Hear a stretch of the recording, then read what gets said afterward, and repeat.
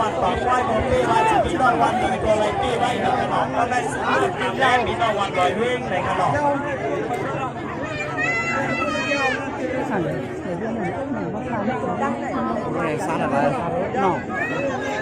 สั่นอะไรหนอกโอ้ครับได้อย่าปีมายิ่งไม่ได้เขาพาบอกเพื่อนแย่งมันขนมเขาคุยอย่าปียิ่งมันทำใจเอาเชียงเลยไปเจ็บเธอนี่ไม่เห็นกวดเลยไม่ว่าให้พูดนั่นเลยให้พูดสิเขาแน่นั่นพอค้าต้นเพื่อนมันอย่าป้อนสันเส้นกับแพ้วในขนมเพื่อนมันอย่าสันเส้นกับแล้วคุณแกคนนี้เนี่ยเข้ามาในโลกขนมซึ่งว่าเราปล่อยไม้นึงในขนมซึ่งว่าเราปล่อยไม้นึงในขนม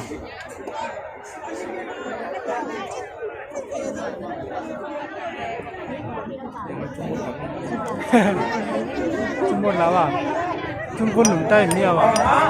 ซึ่งประมาณเดียวกันนับสร้างบรรพุทั้งสองท้ายในขนมซึ่งประมาณเดียวกันนับสร้างบรรพุทั้งสองท้ายในขนมอย่าปีให้ลืมกันแต่ยอมกันนั้นในขนมเราปล่อยไม้ในขนมชุมพลทำมาข้างนอกพอขับปล่อยไม้นึงในขนมมันทำตรงกลางมันหนีในขนมพอหยิบไปก่อนก็เลยครับรายการชุดประมาณเดียวค่ะเสียซีด้วยคนเอาไปเลยนะเนาะ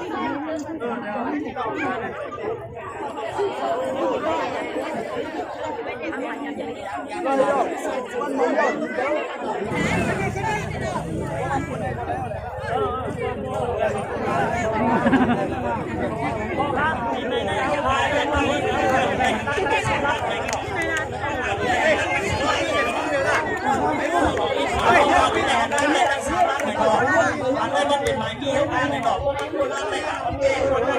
ในของเป้เลยครับเอาโจ้ชิวๆมาล่ะกินเล็กอ่ะต่อครับปล่อยมาตั้งหลอกอีกนึงในกระดอกนับสร้างด้วยครับคุณครับตึ้งสั่นกันอยู่ตัวเดียวได้ในกระดอกตั้งหลอกเป็นแค่วนนำในกระดอกตั้งต้นได้เป็นพี่น้องวันลอยเวกในกระดอก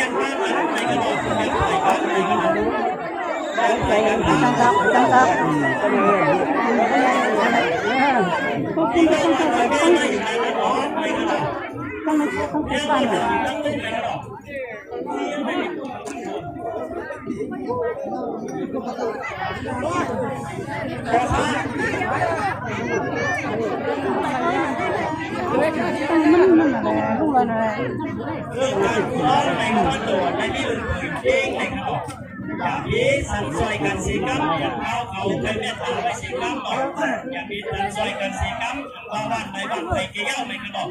สิบต้นต่อสิบต้นได้ให้มันตื่นตาบ้านเป็นที่มึงเลยมันตัดแขนมันเห็นแค่เอ๋ที่เนี่ยมันสองปีไรเลยให้กินเส้นสีกัมกระดอกซุ่มนายเยี่ยวขาแน่หรอกซุ่มนายเยี่ยวขาแน่ที่นี่การไปที่หนึ่งลาตาปีได้ในกระดอกคำสู้อย่าปีลืมมาฮับสู้เสกัมพระที่สองพี่น้องวันนี้ก็อย่าลืมมาฮับสู้พระที่สามจุ่มโหนายิ่งหัวเขาพระก็อย่าลืมมาฮับสู้เสกัมพระเอามาตั้งต้นแค่พระเอามาตั้งต้นอีกหนึ่งพระต้นต้นแค่พระปล่อยมาตั้งต้นอีกหนึ่งพระปล่อยมาตั้งต้นอีกหนึ่งยังอีกโอ้ฮะปล่อยมาตั้งอีกพระ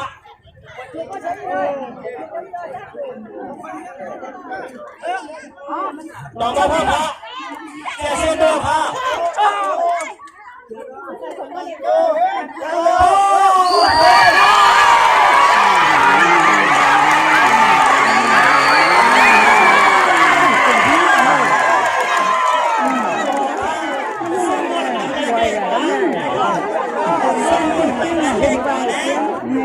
ในพี่น้องเราเองสนับสนุนกันเลย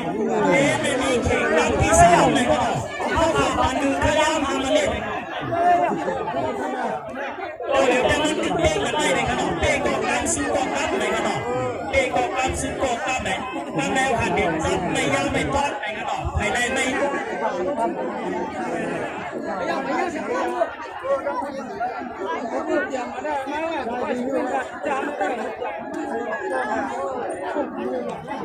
พอเขากำไรซึ่งก็เป็นสักเป็นตังที่เสือพระที่เห็นไม่ย่างไม่ต้อนเลยครับสมุนนาเลยฮะมาสั่งไม่ย่างไม่ต้อนครับก็ไรไม่ย่างเลยอยู่ทั้งโลกเลยครับภายในไม่ย่างเลยอยู่ทั้งโลกเลยครับหรือว่าทำมันเนี่ยในขนมไปตาเขาหนูผู้ขายไปแล้วติดตั้งระยะวันตั้งในขนม โอ้กองเดือดร้อน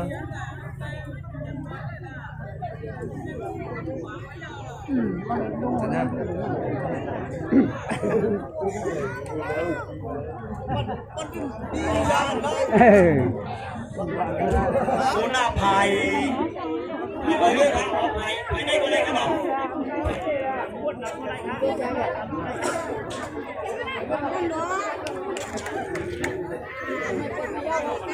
ไม่นะ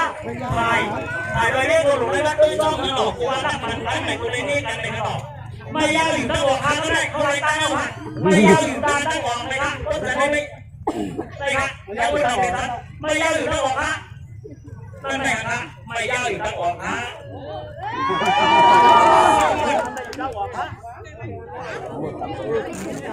มีก็ลอยเว้มาอยู่หน้าด้านโต๊ะครับ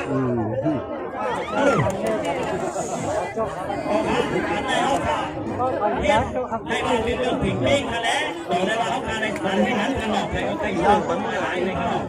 อยากไปบนถูเลยนะไม่ใช่จุดว่าเราถ้าเราเรียนใช้เองขนมเขาอยู่หน้าโต๊ะเขาเปลี่ยนอะไรอยู่ในที่ใส่เสียขั้นใส่เสียตามปันให้แอบเสียกระเพรา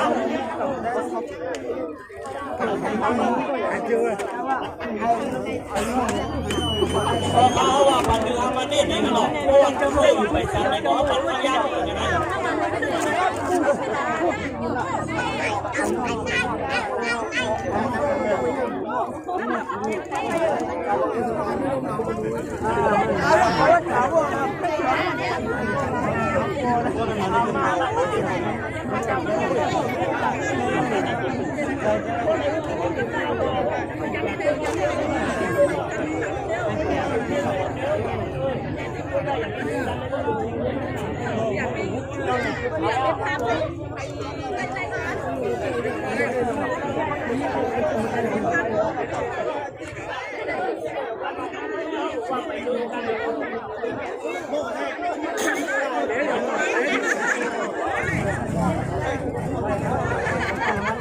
ไปหาหลอกกันท่าไปหาหลอกกันท่าไปหาหลอกกันท่าไปหลอกกันท่าไปหลอกกันท่าไปหลอกกันท่าเพราะว่าเขาผ่านสามนัดนะครับจับไปกันหรอก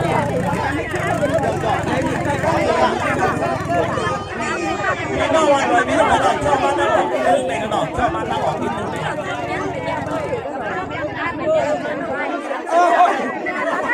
เอาขาดเด่นหน้าปันหนึ่งสองสามนี่ใกล้ขึ้นขนาด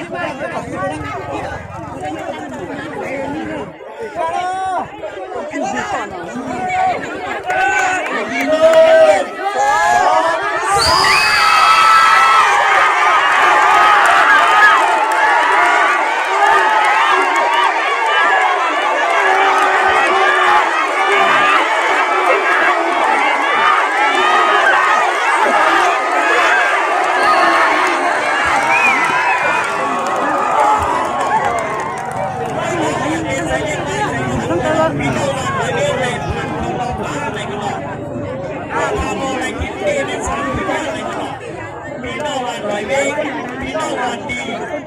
พี่น้องปังป้อยในขนมในปีไว้ด้วยการจุ่มมันชุ่มสารที่ไหนมาจุ่มสารต้องขนม